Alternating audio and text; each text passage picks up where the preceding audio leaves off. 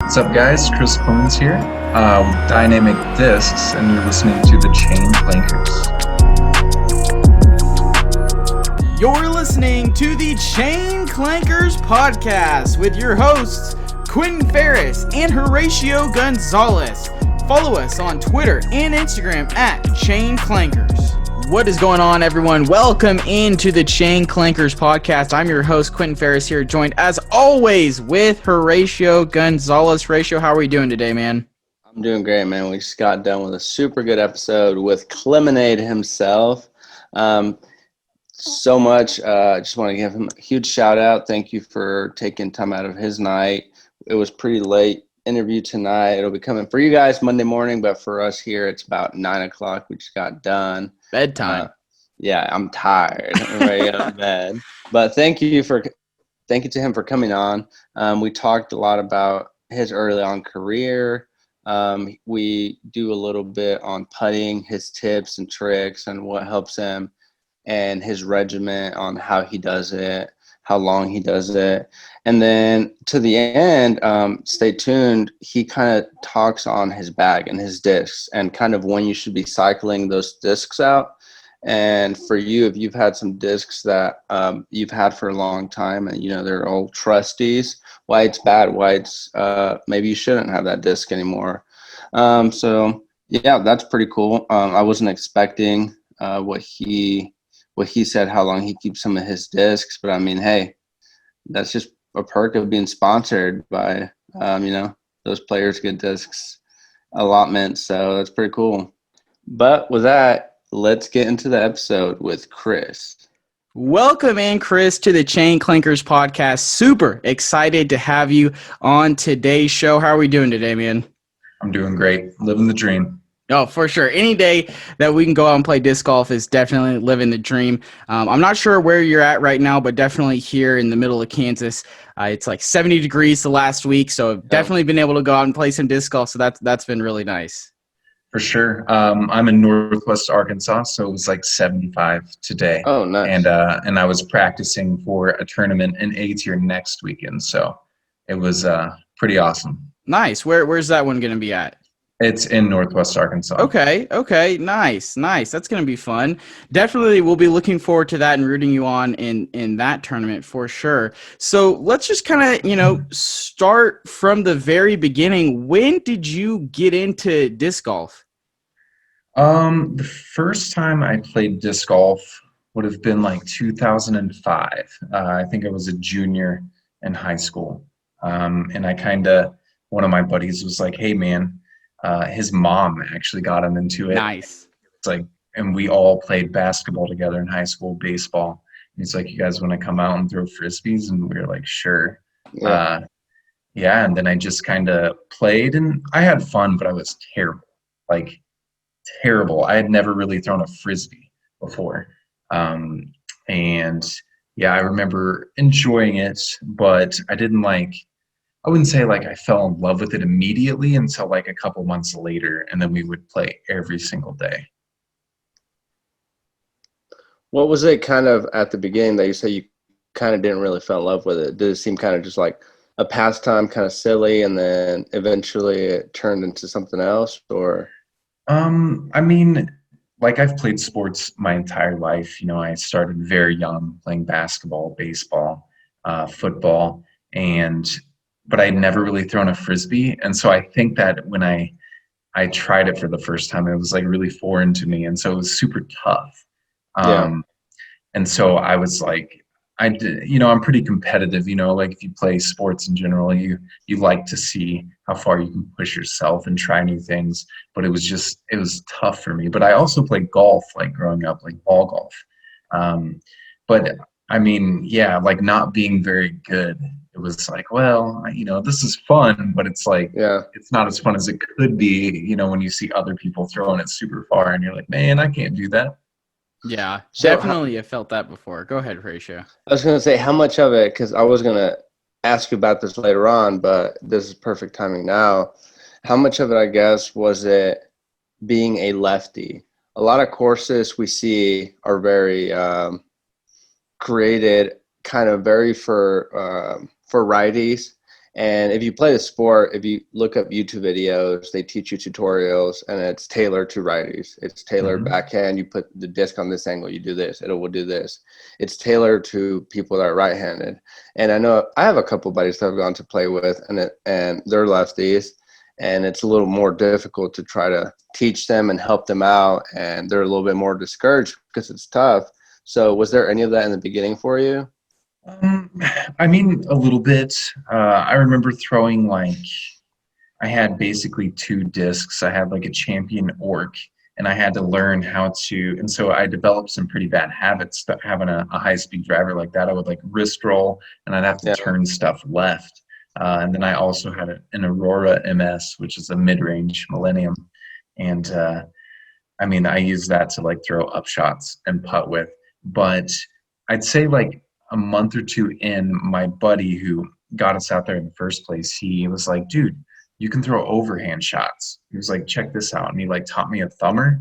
And so that was like my go-to shot for a long time because it was way more consistent. I could throw it like, 275 to 325 kind of in a certain spot. In the backhand was like, I had no idea what it was going to do. So I definitely started to throw a lot of thumbers. Nice. I guess I just kind of thought about this. I've heard it from some of our newer player listeners, beginners. They've kind of mentioned that it's almost harder to learn the backhand than it is to learn a forehand or, maybe a different type of shot just because there's so many different moving parts with the backhand. Would you agree with that? Or was it just kind of something that, you kept practicing, kept working on, and eventually it came pretty easy and that's kind of that go-to shot now?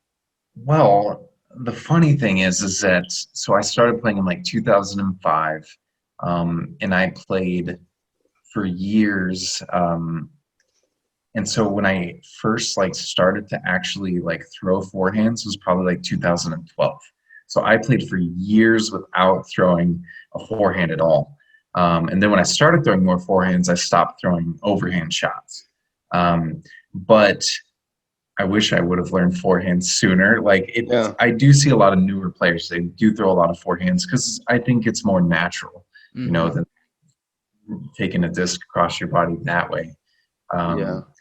But I mean, if somebody would see me play, they'd probably assume that I started with throwing forehands, because my forehand it goes further than my backhand, and I'm pretty good at it. But no, I threw backhands for a long time before I even tried forehand. Yeah, because I have a buddy he's a lefty, and he's had a really hard time trying to get the backhand down, and he throws a lot of forehand.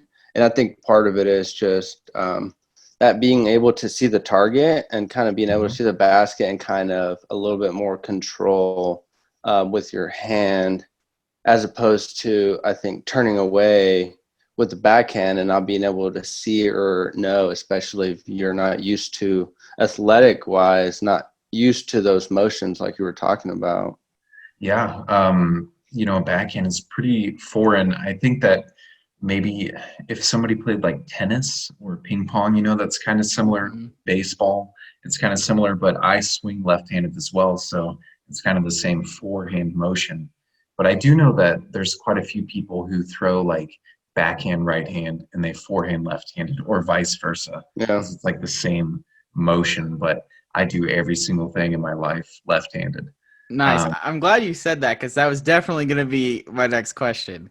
Yeah. I use a mouse right-handed, and I know some lefties use it left-handed, which is weird to me. And then a phone, I think that some left-handed people use their phone in their left hand, but I use my right hand for that. But everything else, I write, I kick left-handed, I brush my teeth left-handed, I use, I eat left-handed. Everything is left-handed, which is kind of unfortunate. Yeah. Now, I guess I'm going to try to connect some dots here. So did you play baseball at all growing up before getting into disc golf? I did. I played many years of baseball. That was I played baseball from an early age, and I played competitively. I won a state championship when I was 14 in Joplin, Missouri. It was a senior league. It's a grade higher than Little League, basically. Little League's Okay. usually like 11 and 12-year-olds, and Senior League is 13 and 14. And then I won a state championship when I got into high school in Joplin. And so like I had a lot of history with baseball, and I picked up basketball in like kind of middle school. Like I played when I was growing up, but I never played like competitively until middle school and then high school. But yeah, Okay. lots and lots of baseball. Nice, nice. I played baseball as well. I was actually someone where maybe this is an outlier where I do damn near everything with my right hand, but in baseball, I swung on the left side, and yeah, I still threw right hand, but I hit left hand, which was, I guess, the more I think about it, and the more I see other folk is kind of weird. Did you? I'm assuming that you hit on the left hand side as well. Yes. So I mean, I saw this one video, and I'm sorry, I can't remember who it was, but they were kind of explaining the backhand throw, kind of like almost swinging a baseball bat. You know how you don't want to have so much weight out in front, because when you're playing baseball and you're hitting something, if you put all that weight out on your front foot, by the time the ball gets there, you're not going to have any power there. Yeah. So has playing baseball kind of helped you maybe develop a backhand a little bit better, or maybe even having any more power? Do you have any tips for increasing that power for lefties or even righties? Yeah, I think, the years growing up playing sports and kind of, practicing and doing like, in high school, if you played like you hit in the cages, basically, especially when you're like a freshman or sophomore, like you do that a lot, Yeah. because like the varsity team usually has the field. And so we're like stuck out in the cages. But yeah, you kind of learn how to practice and how to practice properly, and kind of like what weight transfer feels like. But I talk to Danny Lindahl fairly often about like form, and he told me that basically if your footwork is good, like the upper body will come. Mm-hmm. But it's hard to have good form or good technique or develop consistency if your footwork isn't that great. And so I can definitely feel sometimes if I'm like getting ahead of myself, like leaning too far out in front on my left foot, it would be, or like leaning back, leaning forward, leaning back. And so, yeah, just having, kind of, if I ever run into trouble of like, if I'm throwing, like spraying right or pulling left or something, I can just kind of like slow my footwork down and slow my whole swing down in general, and just kind of practice on like getting the timing right. Okay, so I want to go back a little bit too. So you were playing in high school with buddies and stuff. So when was it a point where you started to be like, okay, this is something I want to take seriously. This is something I want to pursue and put all of my time and energy into? So I went to college in Arkansas, and that was like 2008. And I went there for 2 years to a community college, and I played baseball down here at that time as well. And I played off and on disc golf, probably like once or twice every couple weeks. And it was usually by myself, because I still enjoyed it. And I was like getting better, but not like practicing or anything. But then it was when I moved back to Joplin, Missouri, that I started to go out to the old course where I learned, McClellan Park. And then some guys like were like, "Hey man, do you want to come to league on Tuesday night?" And I was like, "Sure, I'll come to league." And so I did that a couple of times, and I had fun. I learned things. And then they were like, "There's this tournament on Saturday. You should play it." And I was like, "Okay, I'll play it." And so I kind of started playing tournaments in like 2011. And I jumped straight to advanced because I think I just kind of asked the guys, and they were like, "Yeah, you're probably an advanced player." And in like Southwest Missouri, it's not like California or like, Oregon or something where there's some really, really good amps. Like they're usually not, like, it's probably pretty common around most places. It's not really a hot spot.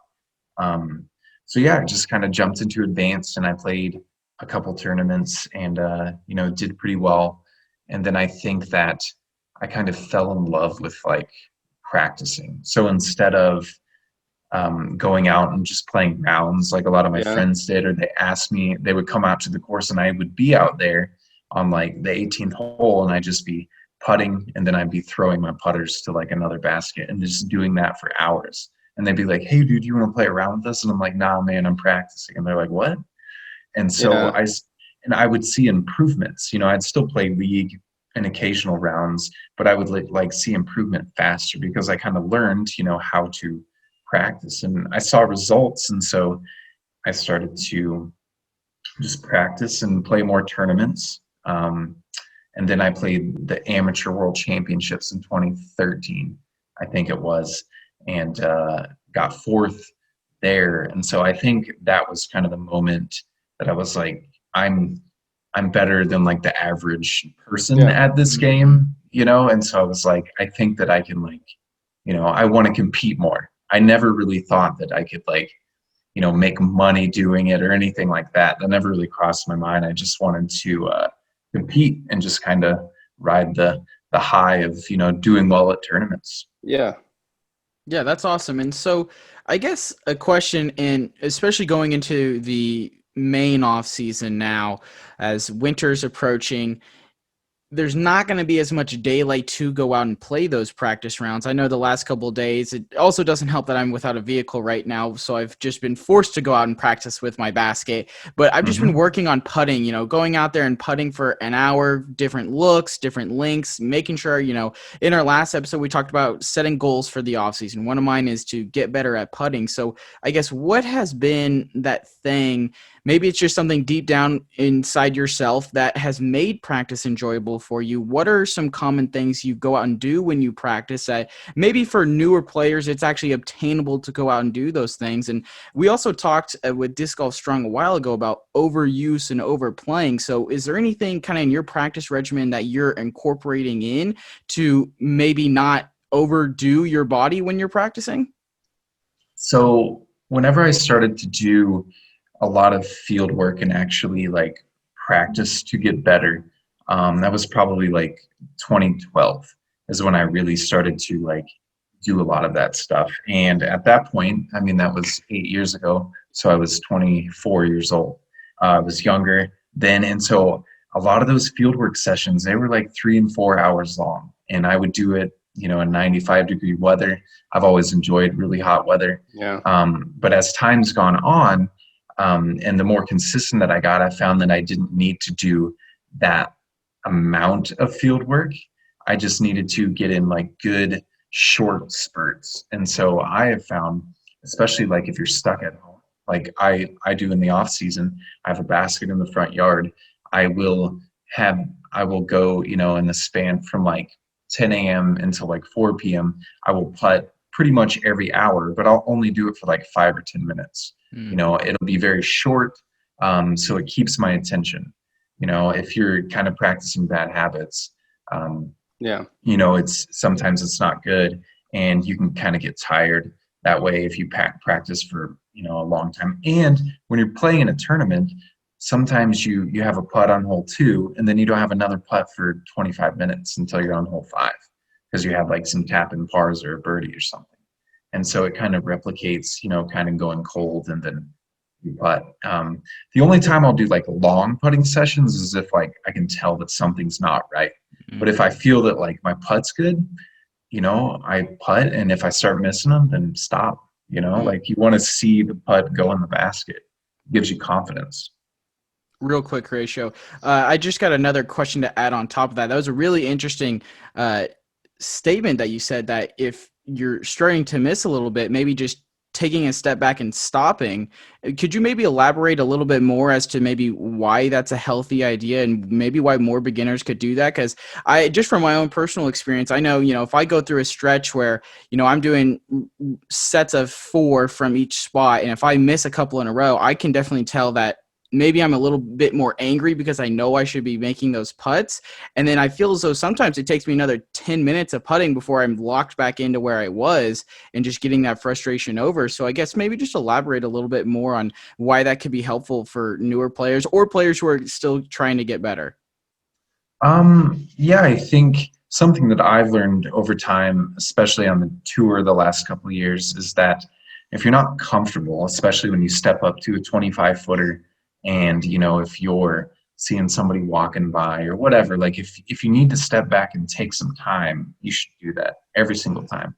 And And so I think that if you're, putting in your yard and you're missing some stuff and getting frustrated, which I will, there's been many, many times where I'm like, I can't leave until I make these 5 in a row from Yep. 30 feet. And I spend 45 minutes doing it and just getting super frustrated. And sometimes that's okay to do that. Like, you can push yourself, but I find more times than not, you should enjoy practice. You need to find ways to make practice fun. You need to make it different. And so you want to do it. It doesn't seem like a chore. You're like, oh man, I got to putt again. You want to do it. So you can make little games for yourself and just have fun doing it. I think a part of it, you said making putting fun. Personally, for me, is being able to step up to a putt during a tournament or a league night or whatever it is, and being comfortable and confident. And I guess if you're competitive and you want to make that putt easily, practicing is fun because it's going to pay off. At the end of the day, it's going to be worth it. So for the people that are competitive, you don't really need to convince yourself, or it's important to do those, like you were talking about, making it into games and stuff like that. Mm-hmm. But I'm pretty sure probably for players like yourself or other people that are competitive, that practicing is fun in its own way because it's making you better. Yeah. Would you agree? Yeah. Yeah, 100%. And that's why I think that I enjoy practice so much, because like I see the benefits constantly, Right. And when people ask me, how do I get better? And I think that consistency and trusting in your abilities comes from practice and confidence. So confidence on the putting green comes from practicing over and over again, and practicing, and being happy while you're doing it. And so if I'm ever like coming up to a super important putt at an NT, that I need to make, sometimes I just, if I'm having trouble like concentrating, I'll just be like, dude, you're in your front yard, like just go putt it in, and so like learning to do things like that and little techniques, and taking yourself to your front yard if you have to, or your practice basket at your local course, whatever you feel comfortable on. But ultimately putting comes down to confidence. If you, Right. I just played with my buddies yesterday. And on the very first hole, I was not confident. Like I said out loud, I was like, man, my arms are kind of sore from working out the other day. Like, I don't, and like I said that out loud, and then I missed the putt, and I was like, wow. I wasn't confident. But as the day went on and I started to make more putts, then I was like, oh, I can't wait to putt this 40-footer. Like I'm gonna make it. So confidence is key. Yeah, I really do agree with that. And I think, especially doing more of these interviews, finding out that the mental game behind disc golf it's incredibly massive. And to be able to stay mentally strong is super important for anyone out there on the course. It's one of those things where I can't remember which interview we were with, Horatio, but they said something along the lines of, there's no reason to get mad at the missed putt because it's already over and it's done with. You can't go back and change that now all of a sudden. So definitely just stepping up to the next one with confidence is really huge. So speaking of that confidence, something that I kind of want to transition to, at least while we're talking about practice right now, is definitely, I feel most pros, please correct me if I'm wrong, if not all of them, for the Disc Golf Pro Tour events, they will be doing practice rounds every single day prior to the event. But is it still the same for just A tiers, B tiers that you go out and play? Do you still go out and do a bunch of practice rounds beforehand? Or is it just, do you play courses blind? Do you spend most of your practice time in the field? Or are you trying to be out in the course, having to deal with different obstacles, different looks, things like that? So I kind of come from both places, in that I used to play a ton of B and C tiers, before I was touring. And so when I was doing that, that was kind of like in Joplin, and then I moved to Kansas City in 2015. And if I knew I was going to be playing a specific course, like Rosedale Park in Kansas City, that was my home course. But if I knew I was going to be playing that, yes, I would go out there. I would try to go out there as much as I could, if not every day, to practice there and just be comfortable there. I think being comfortable on a course and knowing where everything is important.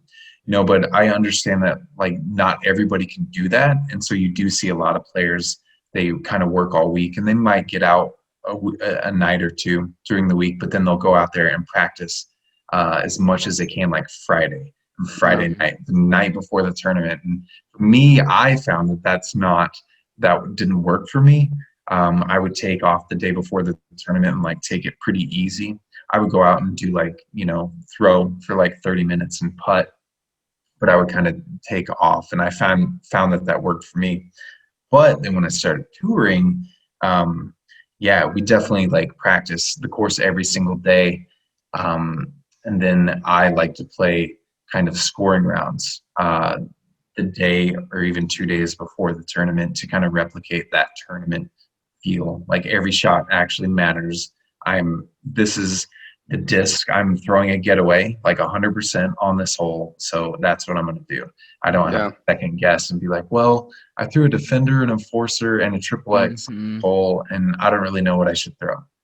And so I think that, getting good time on a course is important, but ultimately, if you can just do field work, like just kind of getting your hands on a disc every single day is more important than spending 4 hours throwing. If you can get 30 minutes every day, I think that's super important. I think one thing I'm starting to learn is why field work is so important, because if you can go out with your bag, your set of discs that you have, and learn to throw those in certain ways and what throws you yourself can do with those discs in situations, as long as you're,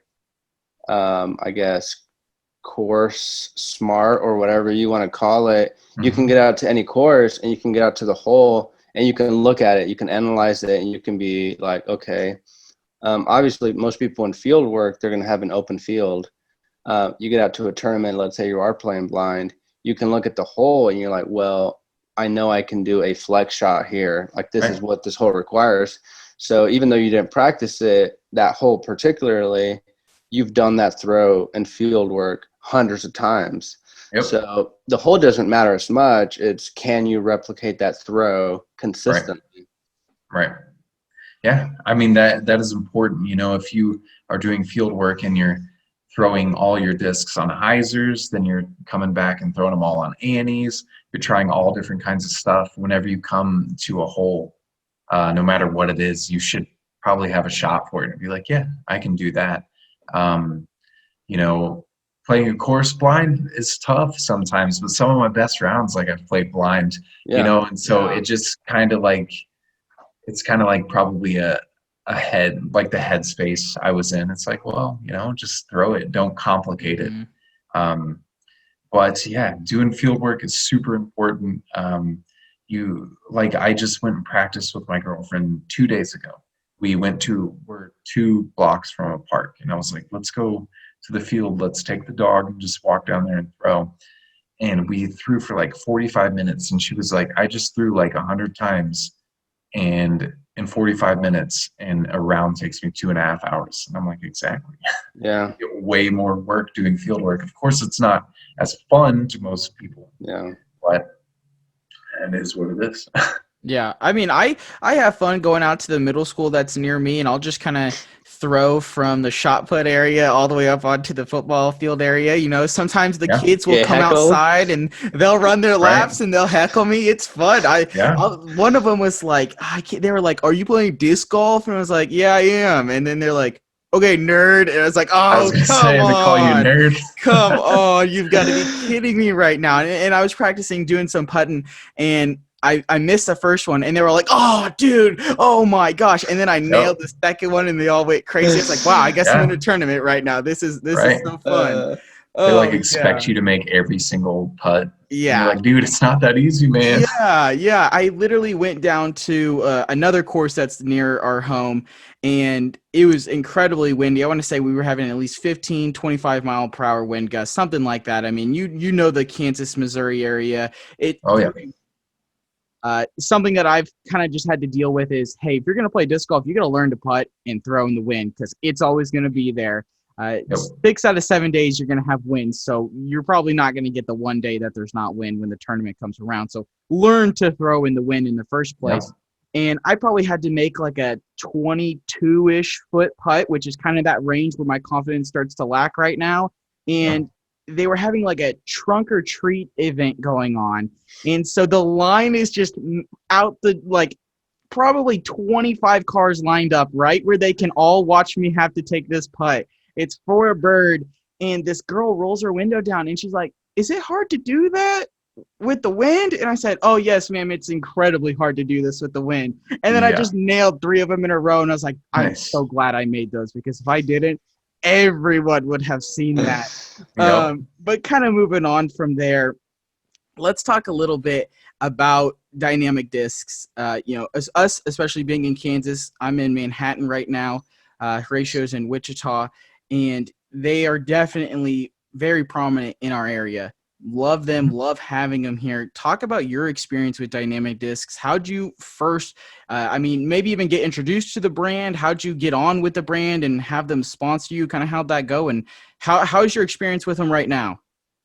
I love DD.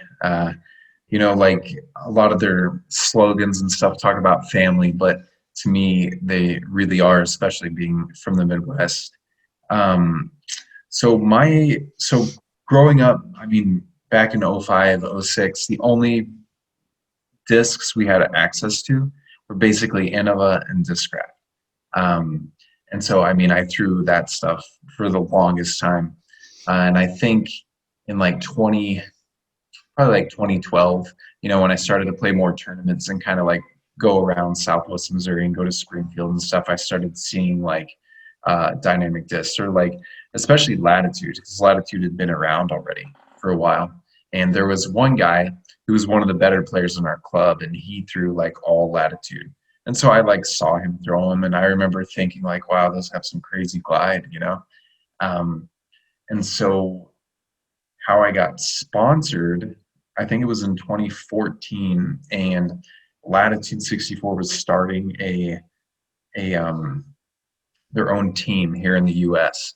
And Dave Feldberg put out a thing. I don't even know where it was, honestly. I think somebody just messaged me, and they were like, "Hey, dude, Latitude 64, they're having open casting calls, basically. You have to write an essay and email it to them and tell them why you think you should be sponsored." And I wrote them in the spring of 2014, so it was after Am Worlds. And I remember I wrote it to Dave Feldberg, and I was like, "Yeah, I played really well last year. I won these advanced tournaments, and then I played in Am Worlds and got 4th place, and I'm left-handed, and I want to be the best left-handed player in the world."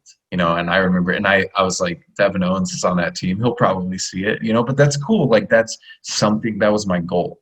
And so a couple months later, they wrote back, emailed me back, and I was on the team. And so I was with Latitude until 2018. And so I wanted to start touring in 2018. I played really well in 2017. And I was like, the next logical step is to tour and play more of these big events. In 2017, I think I played Ledgestone, and I played USDGC, but I still was based in Kansas City. I still worked, a normal 40-hour a week job. But I played disc golf, every weekend or every other weekend. And so I worked for Dynamic Discs in Kansas City every Monday with Josh Harvey. He's my boy. Nice. And I was like, it just made sense to be on DD. And I was like, I wouldn't even have to change any of my discs. Mm-hmm. And so, I talked to Rusko, and he was like, "Okay, I can talk to Latitude and we can make it happen." I was like, awesome. And so that's how I got moved to DD.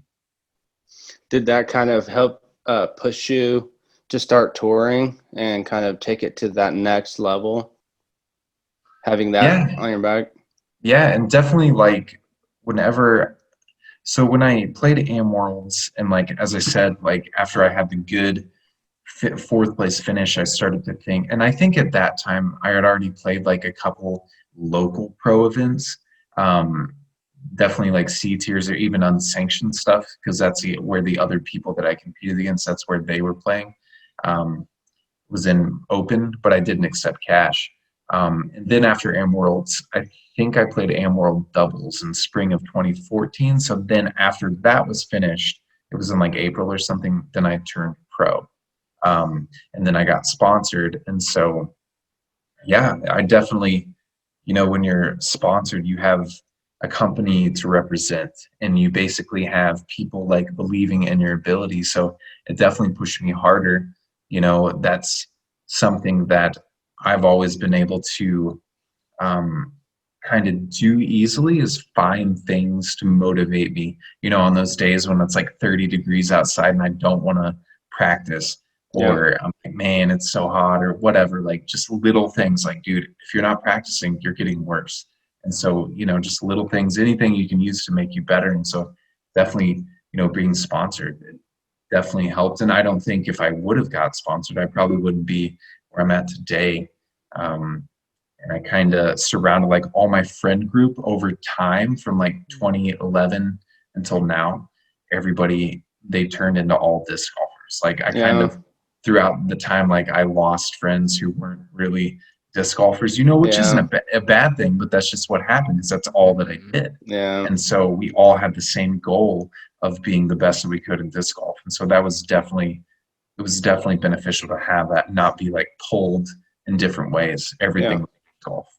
Yeah, I can definitely see the benefit in that. And I know even with my own friends, those who have played disc golf and started to get into it recently, we're closer than ever. And those who don't really do that, I mean, we maybe don't find ourselves talking as much as we used to. But discussing DD and, Trilogy in general, we can see what's in your bag on the DD site. How much of an advantage do you think it is being able to throw from latitude 64, throwing from west side, and throwing from dynamic discs? I find that to be potentially a pretty big advantage. I mean, you've got so many different options to go from. There's probably a disc for literally any situation you could imagine, right?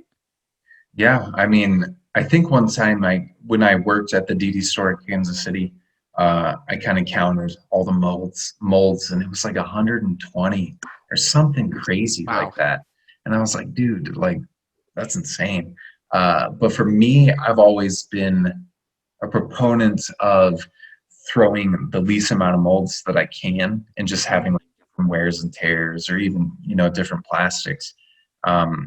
Yeah, I definitely have access to tons of different discs and molds, and they're coming out with stuff like every year. And so for me, like I'm a creature of habit. I like throwing the same stuff over and over and over. So for me to put like a new mold in my bag is kind of rare, but it's been beneficial when I have. I remember when I first switched, I threw Giants because they had, I think at the time they didn't have bio enforcers. And so I threw Giants, and they were most similar to Destroyers, which is what I switched from. And then when the bio enforcer came out in like 2014 or something, I was like, this is it, this is a distance driver I need. And it wasn't until like 2016, maybe, when the Defender came out, that there was a guy who he would come into the shop, and every time something new would come out, he would try it. And he was out in the field at Rosedale Park in Kansas City, and he was like throwing a Fusion Defender. And I was like, I picked it up, and threw it back to him, and I was like, dude, what the heck? And so he threw it back to me. And so we sat there and like played catch, and I was just throwing like 400 forehand, backhand, just like super easy. I was like, well, maybe that should go in my bag, and so it did. But I can't even remember the last like new thing I put in my bag. Maybe like probably a getaway. A getaway would be the newest thing, and that was probably last season. About how often do your discs last in your bag, I guess? Because even if you throw the same kind of stuff, some of them either get still pretty beat, or they get to the point where you can't really throw them anymore. What's kind of the average time, I guess? It kind of depends. So my distance driver setup, I have Warhorse, Enforcer, Defender. So my bio defender, I strictly use bio defenders and like really domey ones because they're really overstable. And so bio breaks in pretty fast. So typically a bio defender will last me like a month or so, a month and a half. because I'm throwing like every day. Yeah. But so I use like a really overstable one for forehands and then like a flippier one for backhands or like just massive distance forehands. But when that flippier one kind of like gets too flippy, then I'll kind of cycle them. With the Warhorse, that's strictly for like something really overstable. So if they ever start to like, so for me, like I use my most overstable Warhorse. If it ever like flips at all in any wind, I take it out of the bag. Because like then I can't trust it, Yeah. But That's true. they last for a while. And Enforcers, I feel like Enforcers kind of last the longest in my bag, like of distance drivers. I probably cycle definitely Biodefenders the most, and they're usually what I lose the most. Yeah. Like throwing over water and stuff like that. But all of my stuff it's pretty, like it stays in a while. I have a Judge in my bag that I've had in there for like 3 or 4 years now.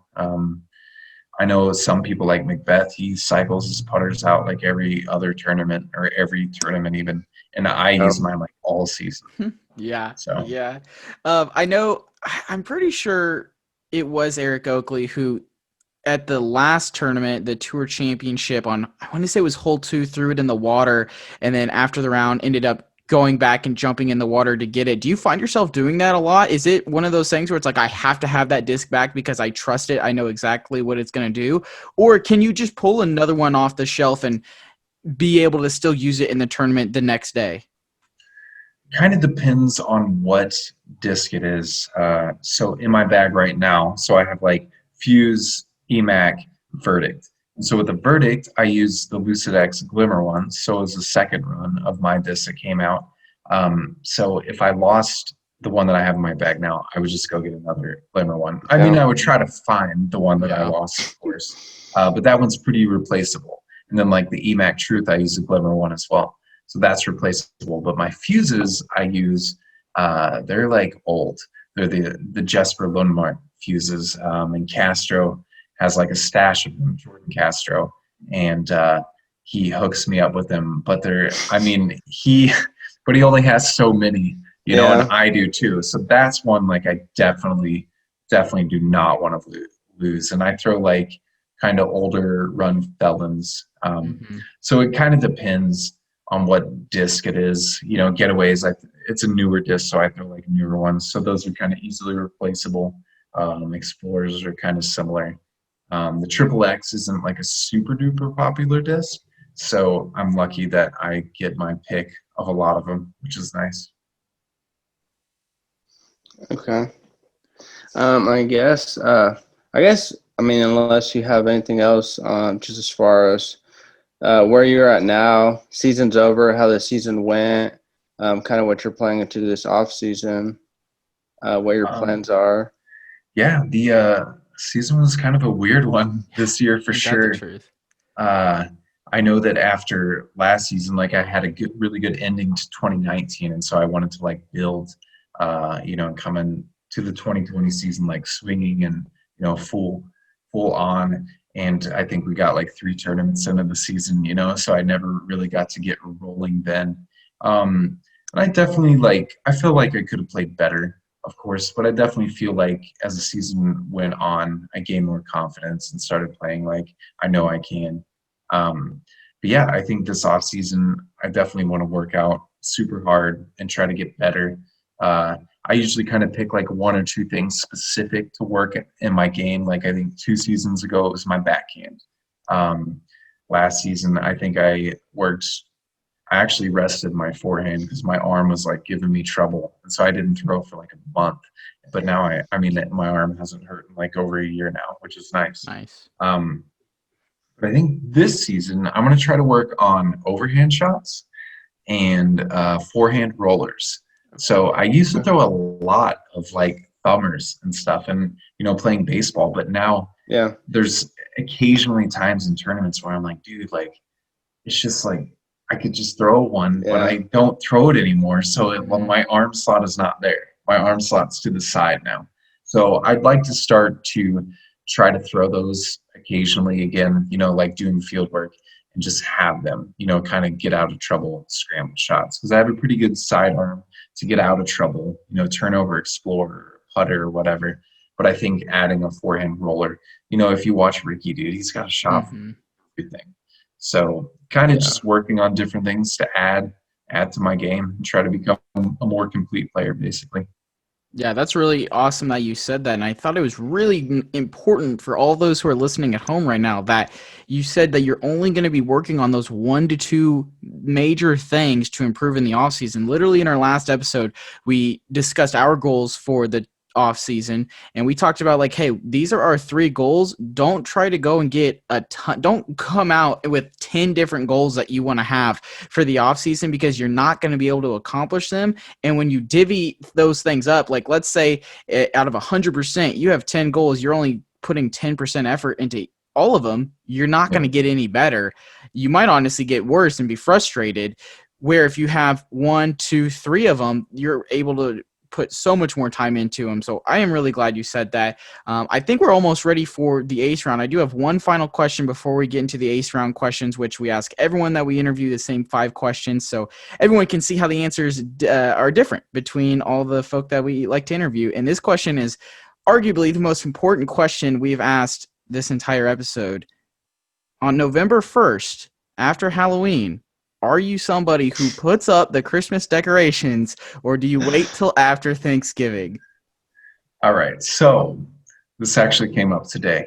I was with my girlfriend, and she turns to me. I think we were like eating or something, and we were talking about something, and then she got serious, and she turns to me, and she's like, "Can I start putting up Christmas decorations?" And I was like, "If you want, like, sure.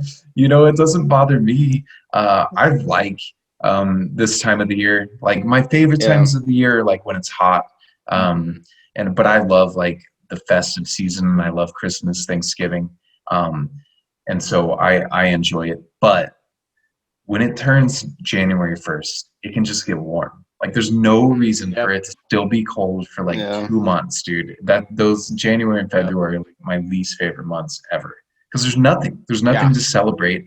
I guess you have Valentine's Day, but it doesn't need to be cold for that. Exactly. It'd be better if it was warm for that in the first place. True. And plus, being in the Midwest, it's windy every single day, and it's not just a wind, it is a bone-chilling wind that pierces your soul. And literally January and February are the 2 worst months out of the year. It's so cold, it's unbearable. There's no sunlight because it's always cloudy. It's depressing, dude. That's when you go on vacation. That's when you literally that's when you got to go to the beach or something, man. But I'm very adamant as no Christmas decorations until Thanksgiving is over.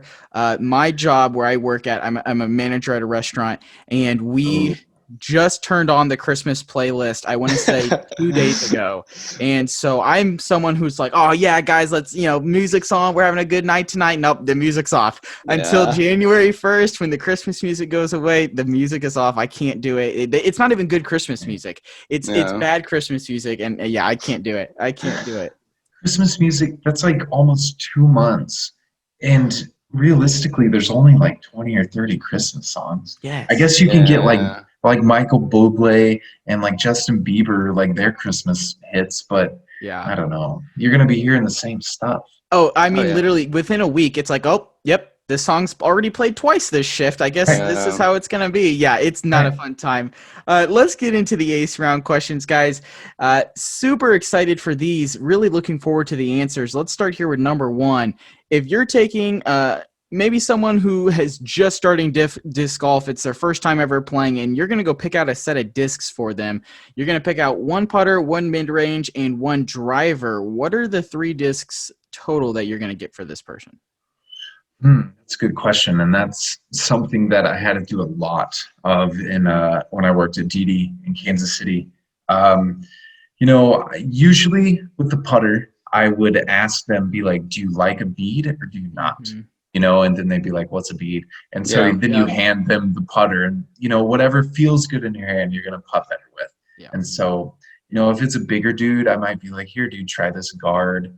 If he likes the deep dish stuff. But usually Warden and Judge are pretty safe bets, or if they like a certain color.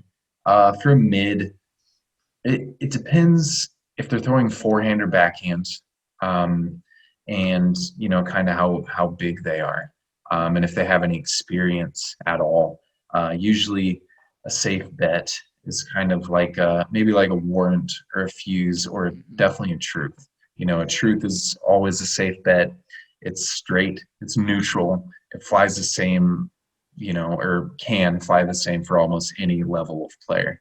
As far as a driver goes, if they're a four-hander, and they maybe have some power or something, maybe something like a getaway or even faster, because it's one thing to be like, hey man, this is how you get better. You have to throw putters and flippy mids to like learn proper form. But if they're doing that when they're first playing, then like they're probably not going to have that much fun.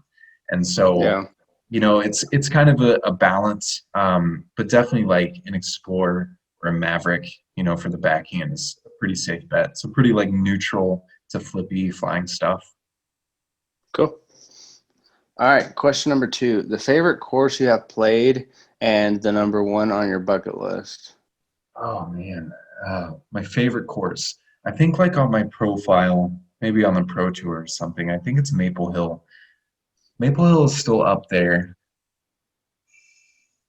so I'd probably have to stick with Maple Hill. I think Milo McIver is up there too. Milo is amazing. A bucket list course would probably be the Beast in Finland. It's a lot of people's. Yeah, I was gonna say that's definitely the second time we've heard that. It's a good one, and I actually just went today and filled out my passport stuff. So hopefully, I was supposed to go overseas last year, but of course that didn't happen. So hopefully, I'll get to this next year. But yeah, I'd probably go with the Beast. And this just real quick, kind of selfish just for us or anyone in the local area that's listening. We're in Wichita, he's in Manhattan, so Kansas City is kind of like a weekend trip for us. I mean, there's not jumping to skip away. Yeah, for a weekend trip, there's not very many places we can go. It's like Denver's 8 hours, Dallas. You're not going west, that's for sure. So Kansas City is like a fun place. So we drive up there for a day or two, maybe hit up 1 or 2 courses. What courses do we need to hit? I still am like a part of a lot of like the Kansas City pages on Facebook and stuff. And so I see there's quite a few new courses that look pretty sick. But my favorite courses when I was there a lot, I always enjoyed going up to Smithville Lake, which is like 30 minutes north of Kansas City. And there's 3 courses there. And 2 of the courses are like pretty sick. I think they're both like pars 60 or more. Wow. And they're like wooded, par 4s, super tough. So I always enjoyed going up there, and you can camp there. Yeah. So that's a pretty sweet spot. Another one, what was that one? There's one down in I think it's Heritage. I think it's like a newer one. It's Olathe. Yeah, I think that is an Olathe. Yeah, it's like probably 3 or 4 years old. That one's definitely a high quality one. Scott Reek created that one, and it's hard. It's a test for any skill level, and so I always enjoy that one. But I mean, you can't really go wrong with Rosedale, except that it's busy all the time. Yeah, that's definitely the problem I had in my home course. I grew up in Lawrence, Kansas, and Centennial's, in my opinion, really the only disc golf course there. Like, they've got another one, but it's kind of out by Clinton Lake, and I don't know. I think I've played both of those. I think the Clinton Lake one, that one's pretty hard, isn't it? I'm pretty sure it's like if you set it in the longs, it's hard. Yeah, and I'm pretty sure like the whole thing runs pretty close to the lake. So for newer players like myself back then, I really didn't like it because I did not like that every single throw was a possibility of throwing $20 into the water. Right. But so I pretty much just played Centennial growing up, and so it was nice to go back this past summer and be able to play it with actually a bit more experience. But yeah, those are definitely some good courses. We'd love to shoot around with you sometime if you're ever back in the KC area. I played Centennial. I think I played maybe it was called like the Chain Crash or something. Okay, I think one of those tournaments is coming up in like a couple weekends or something like Josh that. Harvey usually runs that, I believe. But I played in a tournament there one time, and I remember after the first round, like I wasn't really satisfied with my round, and this kid, this like 14 or 15-year-old kid, was beating me by 2. His name's Caleb Martin, and he was super duper good. And then the second round, like I remember, I just went off and I shot like 41 or something crazy. Wow. Yeah, it was pretty dumb. I was making like every putt, and so that's the only memory I have of that course. It's a fun course. Nice. Fun. Yeah, it was definitely a course where being very new to the game and still just not having a game plan, it was very challenging, and being like, man, how am I going to throw this disc 400 feet on this hole? This is going to take me forever. And it's a nice course where it kind of has a little bit of openness to it. It also has a little bit of woodiness. Yeah, but you're not going to like lose it. Yeah. It's friendly. Yeah. It's friendly. Yeah. You're going to have to hit your lines for the most part, but you can also still get bailed out. Those in the Kansas area, maybe if you're even near Lawrence or Wichita, definitely go check it out. I think it's a course that definitely I had a lot more fun the next time I went and played it. Yeah. You won't be upset if you play it. It's a fun course. Yes. It's one of those courses where if you drive to it and you play it, you're not going to be disappointed. You just might not be overly thrilled. Right. You're not going to be like, wow, this is amazing. But like if you're in the area and you want to play, you won't regret playing it. Yes. It's got the concrete tee pads. It's got normal baskets. Like, it's cool. There's a sweet skate park right there too. Exactly. Yeah. Those kids used to heckle me when I'd go there. So maybe I'm just open to being heckled. Who knows? Let's move on to our next question. That was a good conversation right there. Our third question here is, if you could go back very beginning, maybe let's go back to when you first kind of started to take disc golf seriously. What would be the number one tip you'd give yourself moving forward? Man, that's a hard one. I think be patient, with yourself, and trust. Eric Oakley says it all the time, but like, trust the process. If you're willing to put in the work and the time and the effort, you will see results. You will get better. Good. Yeah, I like it. Number 76ers are saying the same thing. Number 4, favorite memory playing disc golf. Ooh, man. Some cool. Well, I guess a cool story would be when I was in Joplin. This was probably like 2013 or so, because it was before I got sponsored. So, because I was still throwing Firebirds, but I was playing a round with my buddy. It was just me and him, and his name's Danny, and we were playing a worse shot round. So, if he threw true drives, and I'd be like, you got to take that one, dude. You shank that one. That's the one you have to take. And so we're like, we're on this hole, and it's a lefty hyzer, and I throw like a lefty skip shot. And now I would probably throw like a triple X or something, but it's probably like 270 or something. And so I threw my first one, and it skipped and went right in the basket. And we were just like, oh my God, that's crazy. And so then I had to throw another drive, and it was the exact same like Firebird. It was an 11-time Firebird run. I threw the exact same shot, skipped in the same spot and everything, and we were like, oh my God. And it went in again and just stuck. Wow. So I aced back-to-back on back-to-back shots. Oh my God. Just like, I was like, dude, I'm so glad you're here, because nobody would have ever believed that. And like, I think I have a picture of it on Facebook and stuff, like the day that I got 2 aces back-to-back. So that was sweet. Wow, that's wild. I've only hit 1 ace in my life.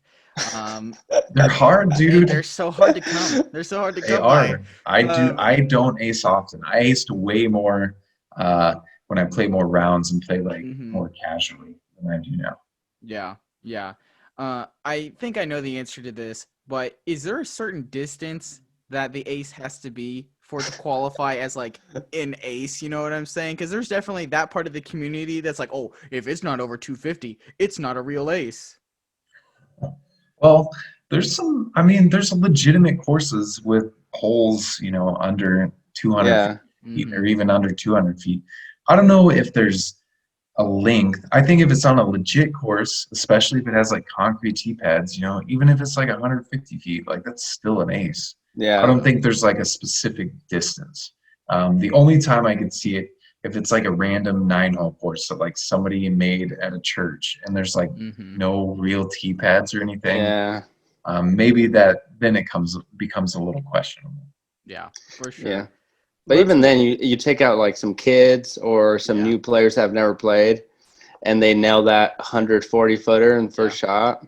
Yes. They're done. They're hooked. So. Yes, I remember that, and I remember like taking people out for their first time, and they'd throw it in from like 90 feet, and I'm like, holy crap, dude! Yeah. Like, that's really good, and they freak out. Yeah. But like I remember doing that, early on, like throwing it in from really far, and of course it was probably a terrible shot. And it just happened to go in, but it like hooks you. You're like, dude, that was awesome. I want to feel that again. Yeah. And I also think, quick side note, I'll get to the last question real quick, but I think that's also another reason why it's so important to have at least one smaller course near, other bigger courses. Like here in Manhattan, surprisingly, we've got like, I think 5 different courses in our area. And there's this one course, and it's like, I don't know, what the furthest hole is maybe like 240 or something like that. It's probably, if you average them all out, it's maybe like a 180-ish length course. But like you can take, I mean, I can literally take my girlfriend and she can par, get birdies, and she has a good time. You can take someone who's brand new to the game and they can be scoring well and have good times. And I think it takes that pressure off of, oh man, I have to throw this thing 400 feet. This is going to take forever. This isn't fun. Like, so yeah, I think it's important to have those small courses around. I do too. It's nice to be able to go out to a course like that. And, for somebody like when I was playing an advanced or, low level open, I can take my mids and my putter and just work on that part of my game. And if I want to challenge myself and be like, can I shoot 9 under and, stuff like that, you can just throw wherever you want on that course. It's a good practice area. So those courses are awesome. I love them. I agree. I mean, literally in our last episode, again, I know I've plugged that episode so many times. If you haven't listened to it, go listen to it. I literally talk about what I'm going to do on this course over the off season and how it's going to improve my game. So if you haven't listened to it, definitely go check it out. Let's get to this last question. Really do appreciate your time, Chris. We know we've gone a little bit longer than what we were expecting, but we appreciate the conversation and having you here with us. So what is your goal moving forward in disc golf heading into 2021? As far as competition goes, to win more, that's why I enjoy playing. I have a lot of fun whenever I am competing, at a high level. But ultimately, just having fun, enjoying the time that I have. That's what I've learned kind of being on tour and over time. It's like, sometimes you got to sit back and just soak it all in, dude. Like you're not always going to play your best, but at least enjoy it and, accept the pressure, and just love it. But, as far as like what I'd like to see for disc golf, I think disc golf is growing right now, and it did last year at an amazing rate. And, it's due to a lot of things. Like, I mean, it's due to COVID for sure, people being home more and having access to, to playing during the day. It's due to people like Brody, he has a ton of eyes on him and bringing it on YouTube. And it's due to the disc golf pro tour. We're going to be on ESPN again. Like, it's growing and it's awesome to see. And so I want to, just do anything that I can to help promote that and hopefully be on coverage so people can see me for sure. I think that's a really, really good answer. And we agree, disc golf is growing. And I mean, you're even helping it right now by coming on our show, and hopefully we can continue to grow the sport, because I think at the end of the day, any way that we can grow the sport, any way we can get more people playing this game, I think that's really good. Chris, we appreciate you coming on. We appreciate your time. Any last words you have or any sponsors you want to thank before we get out of here? I want to thank, DD, Hand Eye Supply, Whale Sacks, Birdie Fuel Coffee, for their support.